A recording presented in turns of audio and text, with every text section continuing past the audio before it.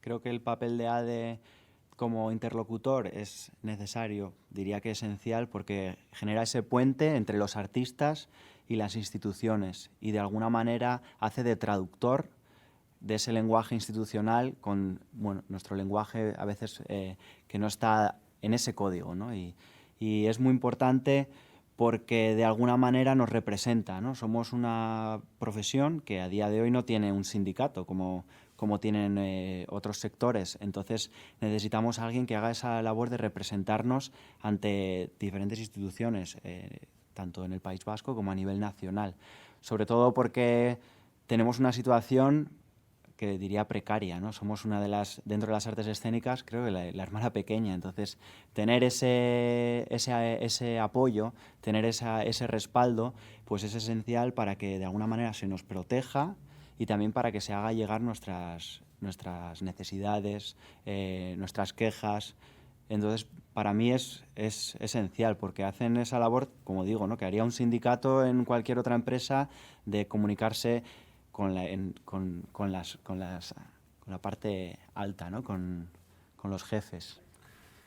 Creo que es muy importante que ADE, para que pueda incidir en diferentes políticas, tenga la participación del sector. Creo que tener músculo es una de las cosas más importantes, ¿no? Para poder exhibirlo ante las instituciones. Y también el hecho de que tengamos participación nos otorga una transparencia que es importante, porque hablamos en nombre del sector, no hablamos en nombre de 3 o 4 personas que se juntan en una oficina, sino hay una labor continua de preguntar a los socios, de saber cómo se sienten, de encontrarse y pasar esa información, ¿no? Y eso, que bueno, tener la participación del sector nos otorga esa transparencia que nos valida de alguna manera ante las instituciones. Y creo que también es muy importante ese diálogo continuo, ¿no? Que a veces lo difícil en nuestra profesión es que hacemos 1000 cosas, entonces mantener una línea de comunicación constante es difícil, pero a nivel institucional es importantísimo, ¿no? Tienes que estar casi constantemente sobre las mismas conversaciones, porque ellos también hacen muchas cosas y si les das un poco de aire, ¿no? Se desaparece, los temas se olvidan. Entonces, mantener esa comunicación para mí es imprescindible, es muy importante. Y también diría que otra de las cosas que es muy importante para tener esa comunicación y para ser, sobre todo para que las instituciones nos tomen en serio, es tener una estructura fuerte, sólida y que se consolida en el tiempo, ¿no? Creo que la labor de ADE ha sido imprescindible para muchas cosas. Yo, una de que tengo más reciente, yo entré en la comisión de creadoras casi haciendo de relevo, puente, cuando estaban María y Eva, que hicieron una labor que para mí pues ha sido muy inspiradora para continuar.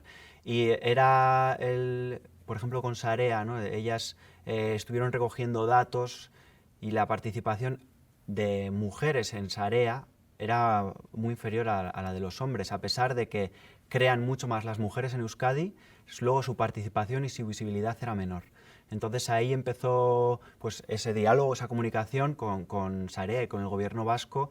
Ha mejorado los números. El año pasado hubo más programación de creadoras, directoras femeninas, mujeres, que hombres, ¿no? Y este año se ha puesto más a la par, pero bueno, también se ha puesto una política, ¿no? que se apoya con más cantidad económica a las producciones que llevan a cabo las mujeres, ¿no? Y creo que es una de los logros, entre otros, porque también se ha conseguido un poco mover ese sistema de ayudas, ese engranaje que tiene el gobierno vasco, que se mantiene en el tiempo de alguna manera y somos nosotras las que tenemos que hacer esa mirada al sector y proponer esos cambios, ¿no? Y han sido para mí importantísimos.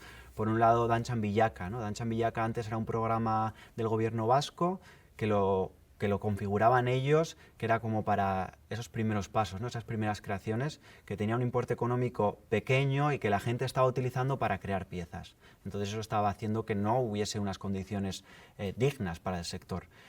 Y ADE empezó a proponer esos cambios que se consiguieron. Ahora es ADE quien gestiona, quien gestiona el programa, le ha dado una vuelta y creo que ahora de verdad sí que atiende a esas necesidades de esos primeros coreógrafos, directores o que tienen ese impulso creativo y les acompaña de verdad, ¿no? Les acompaña sin la necesidad de tener un producto final, sin pues poniendo tener esos talleres. Creo que eso es otro de los logros. También a raíz de Danchan Villacas se ha conseguido hacer, ¿no? Las ayudas de producción se han dividido, ahora hay una que tiene un poquito de menos partida económica, que pueden ser para cosas más pequeñas, para cuando estás empezando, cuando todavía no estás consolidado, que necesitas más apoyo económico, y luego se ha hecho otra más grande, ¿no? Que hay más dinero y es para compañías más consolidadas. También a raíz de este cambio estructural de las ayudas se propuso, era algo que llevaba mucho tiempo demandando el sector, una ayuda a investigación propia que tú puedas realmente investigar sin la necesidad de crear un producto final, que también era una cosa que se estaba como llevando a Danchan Villaca, ¿no?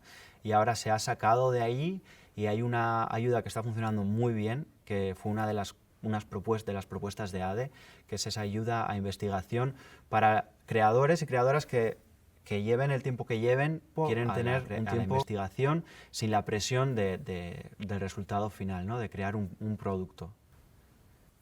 Para mí ha sido muy importante este año, bueno, el año pasado, entre finales del año pasado y este año, la labor que hemos hecho con el Observatorio de la Cultura para realmente poder recoger en números quiénes somos y cómo somos en el sector, ¿no? Creo que es una de los problemas que teníamos a la hora de comunicarnos con el gobierno vasco, que demandamos cosas, pero no tenemos realmente datos reales de por qué demandamos eso, ¿no? Y creo que creo que recoger todos estos datos por parte del observatorio nos ha ayudado precisamente a eso, ¿no? A poder poner en papel o en digital, pero un mapeo del sector, ¿no? Sobre todo el sistema en la danza. No somos como en el teatro, ¿no? Trabajamos más, hay mucha gente que trabaja a nivel asociativo, ¿no? Hay asociaciones culturales. Y eso, que es una cosa, una defensa que se ha hecho férrea también y que se ha conseguido y que es uno de los logros de ADE, es que las asociaciones a día de hoy pueden pedir las ayudas siendo asociación, no tienes que ser ni autónomo ni SA, que eso no pasa en el teatro, ¿no? Y eso ha sido una pelea que se ha conseguido y ahora gracias a estos datos también pues podemos poner encima de la mesa cuántos de nosotros somos autónomos y cuántos de nosotras no lo somos, ¿no? Y en qué también la precariedad, ¿no? El problema, que es algo que parece que estamos llorando todo el día por las esquinas y que nos lo inventamos, pero bueno, ahora está recogido, ¿no? por una entidad como es el Observatorio de la Cultura, que ha plasmado la realidad del sector. Y para mí ha sido fundamental, porque ahora podemos hablar con datos. Para mí algo muy importante que se ha conseguido también este año es entrar en la articulación de ese convenio laboral que se está negociando ahora mismo, pero que otorga unas bases sólidas sobre todo para los intérpretes, pero bueno, también para las compañías, pues nos da la posibilidad de tener un marco mucho más claro, ¿no? De trabajo y con el que relacionarnos, también por parte de intérpretes y creadores y al revés, ¿no? Y creo que ese marco jurídico que se está construyendo es súper importante. Antes del convenio, ya desde ADE habíamos trabajado en una guía laboral, que es para mí algo básico y esencial, no solo para los intérpretes, sino también para los creadores. Yo vengo de la Comisión de Creadoras, trabajamos desde ese otro lado, casi estamos somos normalmente los directores, directoras, coreógrafos, coreógrafas, y somos los que contratamos, ¿no? Pero he sido intérprete antes, entonces sé lo importante que es sé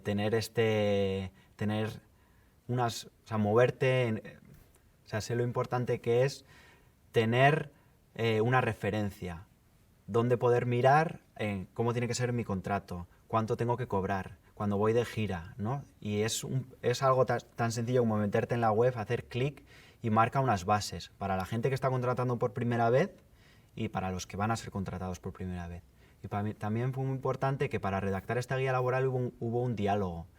Hubo una comisión de intérpretes y hubo una comisión de compañías, ¿no? Y marcar este diálogo y acordar entre, oye, sin miedo, ¿no? ¿Cuánto estás pagando tú? ¿Cuánto estás cobrando tú?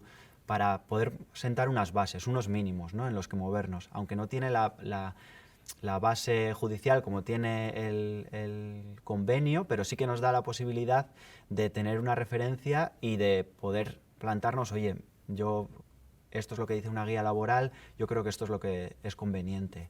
Y para mí es algo básico, esencial, y además que se va a mantener en el tiempo, que se revisará, pero se mantendrá en el tiempo, ¿no? Y que espero pues sea un referente en Euskadi.